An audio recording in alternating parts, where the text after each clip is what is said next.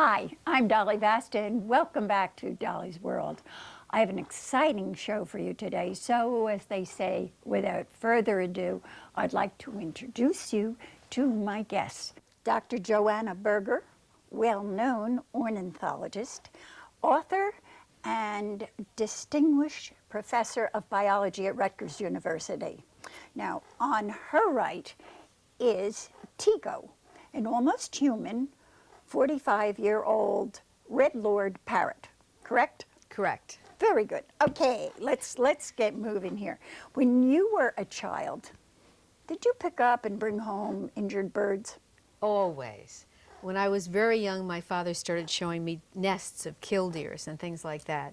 And I started bringing home every injured bird I could find, every snake I could find, every little earthworm that was of interest. I had a whole menagerie in the basement. Did someone in your family kind of lead you into the way? I know it was my dad with me. In my case, it was really both my parents. My father liked birds and animals a lot, and my mother liked plants. So she used to show me the rare flowers in the woods, and he used to show me great horned owl nests and great blue herons and things like that. And so I became very interested in following birds. Do you believe that you ever own a bird?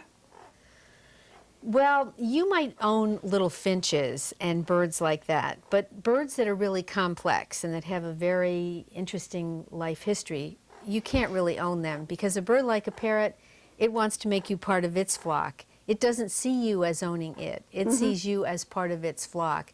And many people don't get along with their birds because they're trying to dominate them. And that doesn't really work very well, because the bird is trying to dominate you, and so they clash. And it's much better to think of it as that you have a relationship with the bird rather than that you're owning a pet. Does Tico speak? He does, but he doesn't speak a lot. I got him when he was 30 years old, and it's very hard to teach a 30-year-old to talk. It would be like trying to teach a human to talk. I mean, imagine taking somebody who was 30 years old who didn't speak and trying to teach them English. It would be really hard. I can't even learn French or something like that. So I didn't try to teach him to speak. But the other reason I didn't try to teach him to speak is that I want to try to understand his language. I want to try to understand what he's about as a bird, not forcing him to be human. Is that the reason then that you have not had Tico clipped? I don't have him clipped because, to me, I like to have him as close to the wild condition as possible. Since it's only my husband and I that live in the house most of the time, it's easy to make sure that we don't leave the doors open. I like him to be able to get from room to room. I like to be able to call upstairs and say, "Tico, what are you doing?" and have him fly down to see what I'm doing. And it's good for him to have his muscles in good shape and so on. So I like having him as close to being wild as possible. Now, I have our cockatiel, as I said to you before, clipped, but because he's a much smaller bird and they're very lightweight, he flies anyway. Even with clipped wings, he flies. Usually when their wings are clipped, they can't fly up very far. Right. So the advantage of having a clipped bird is that they're not going to fly into a tree, and they're not going to be able to fly so strongly that they could get lost. The problem with most parrots is not that they want to get away. It's that they've never been outside before. They get outside, they fly, and then all of a sudden they look around and they can't find home because they've never looked down and seen a lot of rooftops. I don't know if you've ever had the experience of being in an airplane and looking down and trying to figure out where your house is, but it's not that easy. And that's what the problem is, that the parrots are flying around and they can't find home. So that's partly why it's a good idea to have them clipped. Tell me a little bit about how you got Tico, because you did not get him when he was tiny, right? No, I got him from my next door neighbors. Tico lived for 30 years with two sisters who lived in Florida, and he was devoted to them. And they got sick at 85 and finally died, and he was left an orphan. And so he went to live with my next door neighbor, who is the daughter of his former flock mates, shall we say. And she's a dog person. Her name is Jose. She's wonderful with dogs, and she loves Tico dearly, but she doesn't understand him. And so she didn't talk to him very much. She talks to her dogs, but she didn't talk to him. So he got very unhappy. And with time, he stopped eating, and his plumage started deteriorating, and he started pacing around his cage, just like a lion will do in a zoo, because he was so unhappy. He'd go across the bottom and up the top and down, back again, over and over again all day long. And so finally when her last aunt, the one that was sick, died, she called me over and said, well, you can take him now. And so I brought him home, and he's been here ever since. How did you manage? You had mentioned in the book that you wrote, which we're going to talk about in a few minutes, but you talked about trying when you become part of their flock. When did he accept you as part of his flock? It really took him 2 or 3 years. When you get a new animal like this, whether it's a baby or whether it's a pet that you've gotten from someone else, it takes a while to establish a relationship. It's not any different than establishing a relationship with a friend. It takes months and weeks of being trusting with one another and doing things with one another in order to be able to develop a relationship. Because he'd been unhappy for a number of months, it took him a while. He was also 30. He was kind of set in his ways. Like any 30-year-old bachelor. That's exactly right. That's exactly right. Well, you know, we found with Fred, our cockatiel, that every day is almost like a new surprise in raising him. He's only 8, but there's always something new to learn about him. Well, the interesting things about parrots is that they're very bright, and so they're very inquisitive. So in your house, he can discover new things all the time, and as he discovers new things, then he wants to play with them. He wants to learn what he can learn about them. And so he's going to be that way for many, many years. I'm always learning something new about Tico. It's amazing, even though I've had him for 16 years, how many new things I can see from him from day to day. And he's constantly learning. In that sense, they're like people. They have an intelligence which requires them, in which they love to respond to new things. Which they think about. I mean, I get the feeling that they'll sit and look at you, and you're wondering what they're thinking, and my feeling would be that they're almost thinking about what they could get into next. Well, that's also true. That's also true. Tico spends a great deal of time figuring out where he can get cheese when he's not supposed to have cheese, and where he can get chocolate, which he's not supposed to have. He spends a great deal of time figuring out where the things are that he knows I don't want him to have. So in that way, they're really like toddlers.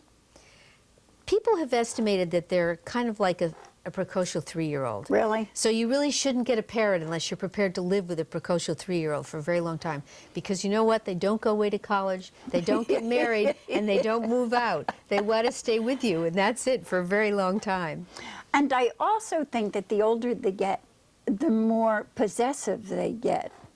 Well, there's two reasons. Of one person in the family. Yeah, there's 2 reasons for that. One is that as they get older, 4 or 5 years of age, they kind of go through adolescence, then they reach adulthood. And like humans, when they reach adulthood, they want a relationship, and they want a steady relationship. And so they look for one person, and as time goes on, they become closer and closer to that person. Much like a good marriage. When you have a good marriage with somebody, over the years it gets closer and closer. You learn to read each other's minds. You learn what they want by just a look or a glance. He knows when I'm upset. He knows when I'm happy. And that's really sort of what's happening with yours as well, is that he's reached adulthood, and he's going to become more and more attached. Is he attached to you or your husband? Well, that's the funny thing. While you were talking, I was just thinking, I'm trying to figure out who he's more attached to. It almost is for different things. Well, that's interesting. Different things in what sense? Well, I'm the one who takes he does go into the cage at night. He has the freedom all day to fly. And my husband also built him a playroom.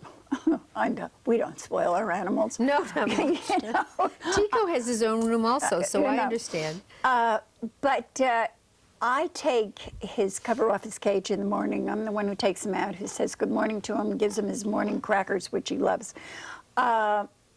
He eats oatmeal or anything else that I happen to be eating at the time. But it's Joe who he goes to at night, sitting on the couch to be cuddled, unless I sit down in the chair opposite my husband.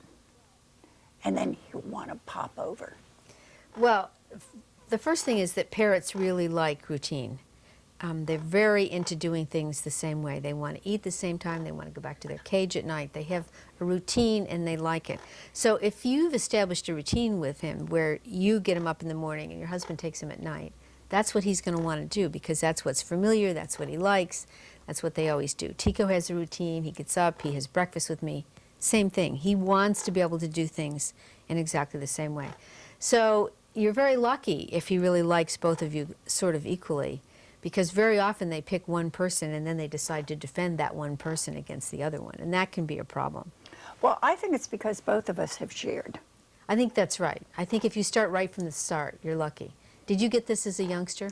Yeah. In fact, do you know how I taught him to eat? I couldn't get him to eat when I brought him home, and I was terrified that he was starving to death like any mother. And so, this sounds so sickening, I know, but I would eat something and then kind of grind it out between my lips, and he would peck off of that. And then gradually he started to eat when we brought him home. He was just tiny. Well, what you were doing, in fact, is acting as a surrogate mother. I was being a mommy. You were acting as a surrogate mother, and very often parrots are actually sold a little bit too young, and they really aren't independent, and they don't know how to be independent. So what you did probably saved his life, actually, because he may not have learned to eat otherwise. But that's probably why he's attached to both of you, because he had that early imprinting, really, is what it is. Now, does Tico eat everything that you eat? Everything that I eat, except he doesn't like meat. He eats bones, chicken bones, and eats the marrow out because the marrow is very nutritious. But otherwise, he doesn't eat meat. But if I have spaghetti, he eats the spaghetti and the sauce, and he picks around the meat and leaves the little pieces of hamburger on the plate. But he eats Chinese food with my husband. I don't like Chinese food very much, but he loves it. So he eats Chinese food with my husband and Italian food with me, and otherwise he eats everything that we eat. So that when I get up in the morning, he eats Cheerios and milk. Of course, he doesn't like them together because he doesn't like soggy Cheerios. But he does eat exactly what I eat. And if he thinks that I have something he doesn't have, then he comes over and eats off my plate. Well, Fred usually starts with me in the morning because, as I say, I get up first. And he'll have a bit of my egg and some of my muffin. Egg is actually very good for him because it's a nice protein source. Yeah, they love it. He loves egg also. And then when Joe gets up, he has Rice Krispies. So before he puts in the milk, Fred's got his head in the bowl, throwing them all over the floor. He eats with both of you. He eats with both of us. He eats with both of you. Anyway, I also read that you did a lot of field work and you've been all over the world. Tell me about some of your favorite places. Oh my goodness. My absolute favorite place is Kenya, because I love all the wild animals that you see in Kenya. I mean, there are giraffes and zebras and water buffalo, and everything is just all over the place. Don't you want to just bring them home with you? No, I like them there. I like them there. I like them there in their wild natural habitat, and I've spent quite a bit of time studying vigilance behavior, watching for predators.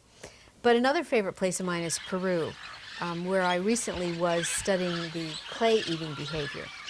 In Peru, the soils are very poor, and there aren't enough nutrients in the fruits for the birds. And so they actually eat some clay to get nutrients that they don't get from the fruit. But they also eat the clay because the clay coats the bottom of their stomachs, and it almost acts like a Maalox or something that we would take for an upset stomach. And then the birds can eat fruit which is a little bit toxic, and the toxic chemicals bind to the clay. And it's actually very interesting because in that part of Peru, the parrots go every morning to the clay lick, and they eat the clay. And I was thinking, gosh, this is really interesting. How do they learn how to do this? But you know, the local people do it also. They eat a little bit of the clay as well, and I think they're getting nutrients from it. And some of the mammals, like the monkeys, come down to the clay lick as well. So I'm planning on going back there as soon as possible to do some more studies. But there's nothing as exciting as seeing 100 macaws or 100 parrots all feeding at the lick. And I brought back a lot of tapes that I want to analyze for my scientific studies. And I haven't been able to do it because when I play the tapes, the birds are very noisy. And there are some of them that are giving alarm calls. And Tico hears the alarm calls and he panics. He flies around the room and he wants to attack the television and he gets really upset. So I haven't been able to analyze him yet. You had amusing stories to tell about when your husband became amorous of what Tico enjoys doing. Well, I have to tell you, Tico is incredibly jealous. As far as he's concerned, he should have my affection. And the interesting thing is he's focused on my face. Mike can do anything with the rest of me as long as he's not dealing with my face. If Mike gets too close to me or goes to kiss me, Tico goes nuts. He flies to his shoulder, lands on his shoulder, and he has about 10 seconds to stop. And if he doesn't move away, then he takes over. He has no patience. You want to come up here, sweetie? He has no patience for that kind of attention. He's incredibly jealous. You also have a funny story in the article about the refrigerator. Well, he thinks the refrigerator is his. It's a high place. Parrots like to get high because if they're Right. higher than you are, then they're dominant over you. Right, their And master, the alpha thing. He spends a great deal of time figuring out where the highest place is that he can get. That's why during most of the interview he's been sitting here above us, a little bit higher on the couch, and that's why he's a little bit unhappy here because his eyes are a little lower than ours. This is my show, Tico.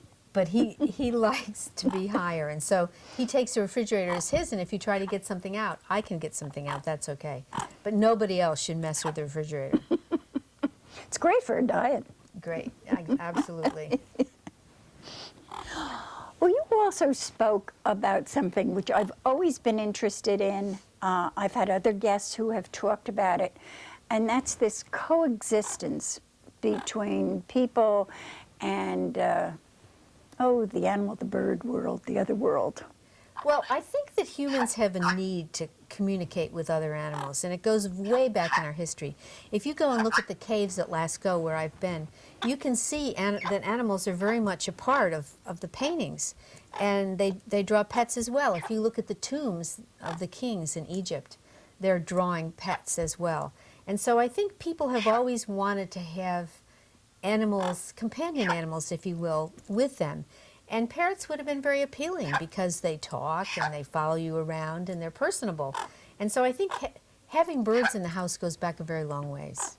I've never been any place in the world where people didn't have parrots. Really? Everywhere. Africa, South America, Australia. Everywhere I've been, people have parrots. Sometimes it's just a little kid who's carrying one around on the shoulder.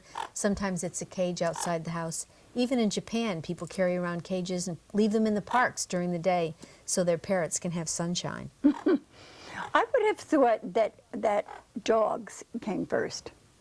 Well, dogs are the most popular pet, and they did in fact come first, and the oldest paintings show dogs. But very early on, people began to show birds as well. I think because they're diurnal, and they're around where we are, and they're active the same time we are.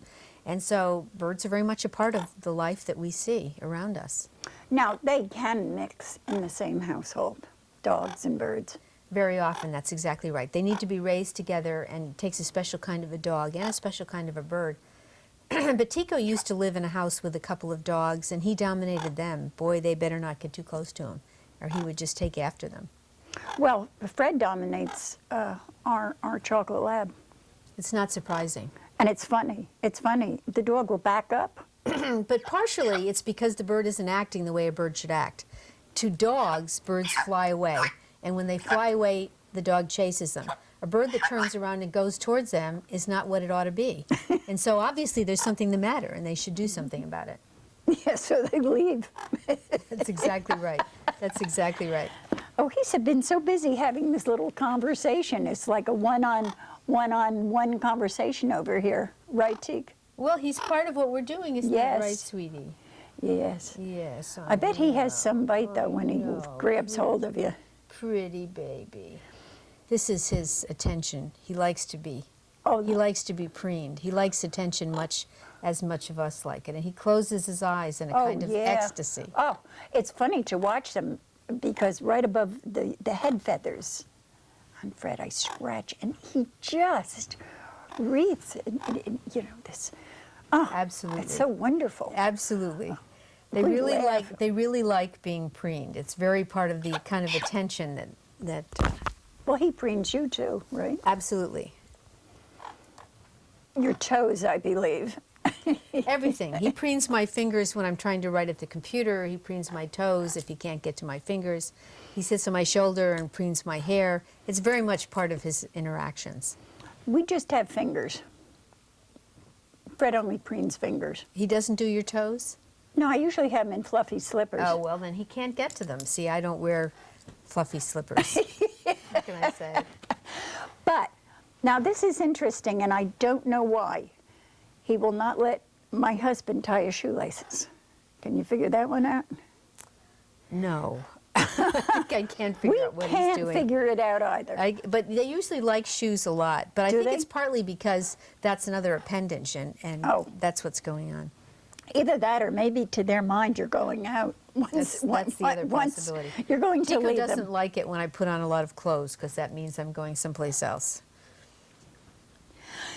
What is the sense that you have when you're waiting in a bird blind? And I think that is something you ought to explain to my audience, is what a bird blind is for those who Bird don't blind know. is a structure that covers you up completely like a little house so that the birds can't see you. It's not that they don't know you're there, they do know you're there, but every time you move it doesn't disturb them because you haven't made a little movement.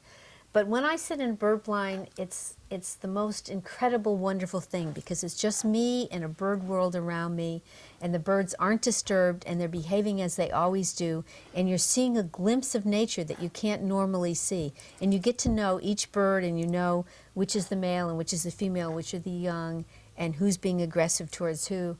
And it's just so exciting to see all these birds interacting.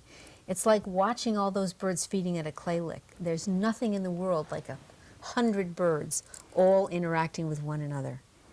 Do they all take off at the same time, or is it? Often, if there's a predator or something comes by that scares them, they all leave at once. You know what I love watching are the ducks that fly over in the morning. They go from our municipal pond, and they seem to take off every morning very early. I think the whole use of urban areas by wildlife is very, very interesting. Of course, raccoons people are used to, and deer people are used to. But there are a large number of birds, like ducks and geese and so on, that have adapted to the urban environment and are actually becoming much more common now than they used to be. I rather like seeing ducks in an urban environment. Oh, I It do reminds too. me that we're all part of the grand scheme of wildlife. Unfortunately, I think because of their droppings, people get very worry of them, you know, and they say, let's not bring them here because this will breed disease and so on and so forth. Well, you can overdo that a little bit, I think. Some bird populations have gotten too large, but when the populations are not very large, the amount of droppings that they make doesn't really hurt the environment. It's only when the populations get too large. And really, the real problem is with geese, not with the ducks, because the geese have become very heavily populated in many areas. But that's our fault. I mean, Because we we pinned feed- them. we feed them. No, it's not just No? that. We initially cut their wings so that they couldn't leave because we thought they were so beautiful. And geese learn their migration route from their parents. And so when their parents couldn't migrate because their wings were cut, the young learned that they shouldn't migrate. And so we raised a group of geese that believed that they shouldn't migrate. And so of course we're going to have increasing populations because they used to migrate, a lot got killed in migration, and then they went farther north. But we intentionally caused this problem. You know, our time is starting to run out a little bit, Joanne. And what I'd like to do is talk about the book that you wrote, which I didn't read totally through, I have to admit, but I'm going to take it home and read it totally through. I read a couple of chapters in it on my way in today. And it's called The Parrot Who Owns Me. Why did you decide to write this? Well, actually, I started writing a short story because I wanted to have people understand how animal behavior and human behavior are really very closely related, and that very often birds do the same kinds of things we do. So I started writing this short story, and I kept writing and writing and writing, and suddenly it was a book. Because I really feel that as scientists, we often don't explain to people why the kinds of things we do are important or what it really matters. That's one reason. And the second reason is that I think a lot of people don't understand birds. They understand dogs and cats because they see them and they're furry and they're cuddly and we relate to them. But they look at a bird and it looks kind of harsh and it doesn't talk the same way. And so I wanted to sort of explore that relationship. And you really have with some of the stories that are in here. Now, you also mentioned that you were going to get Tico, or you were thinking of getting Tico a companion. Whatever happened? Well, I thought about that for a while, but I quickly decided not when I saw his reaction to other things. I once had a chicken named Hester who lived outside, loved her. She was the nicest, cutest thing, followed me everywhere. Who would think a chicken could behave that way? Anyway, he was insanely jealous of the chicken, and one time the chicken got bitten by a dog, and Tico warned me about it, so I brought her in the house and filled her full of antibiotics and so on. Well, he got insanely jealous, and I came downstairs to find him on top of the chicken, pecking the chicken's head like crazy. And I describe in the book how absolutely upset he was with this bird. And another time I brought home a kingfisher that was injured, and I tried to repair it and so on. I left it in a box so that it could recover. And I came downstairs to find Tico on top of the box pecking at this kingfisher, even though the kingfisher had a much bigger, more lethal bill than he did. So it's very clear that he really doesn't want any other companion. As far as he's concerned, I'm his companion, and he doesn't want another bird in the house. This is his house. But you do have another bird. I have a bird that lives in the office named Sue, a Nonday conure, cutest thing you ever saw. I brought her home once, just once, and he went for her, and I had to put her back in the cage and take her immediately back to the office. So I kind of feel like I'm having an affair in the office, you know, because I have this bird at home, and then I go into the office and here's Sue. But she has me for 5 or 6 hours, and he has me for 5 or 6 hours, so they're both happy. If we could give closure to this show with a message on how you think people should really act towards these lives coexisting, what would you say?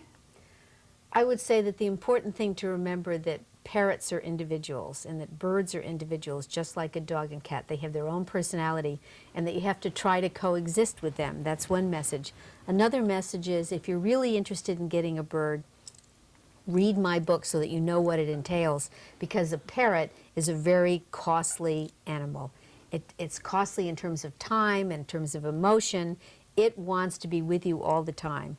If you can stand having a precocious 3-year-old child with you for 25 years, then you can consider getting a parrot. And the other thing is, if you consider getting a parrot, consider adopting one. Many people get parrots when they're freshly born. That makes a lot of breeders happy, but in fact there are a lot of older parrots who need a loving home and want to be adopted. And they can have a wonderful relationship with you also. And so consider adopting one who's like Tico, maybe 30 years old and really looking for a mature relationship. I love it. Joanna, thank you so much for being on the show. I have had such a good time, and I know I have segued about 40 million times that we've had to stop taping. But I'm just fascinated by the world of birds and animals. So. Well, thank you so much. I've had a wonderful time, and Tico has also. Well, that about winds it up. I've had a wonderful time with Joanna and Tico. I hope you have. Don't forget, get a hold of a copy of The Parrot Who Owns Me. It's a wonderful little book. You'll enjoy it. I hope you come back and visit us next month. Take care, and in the meantime, see ya.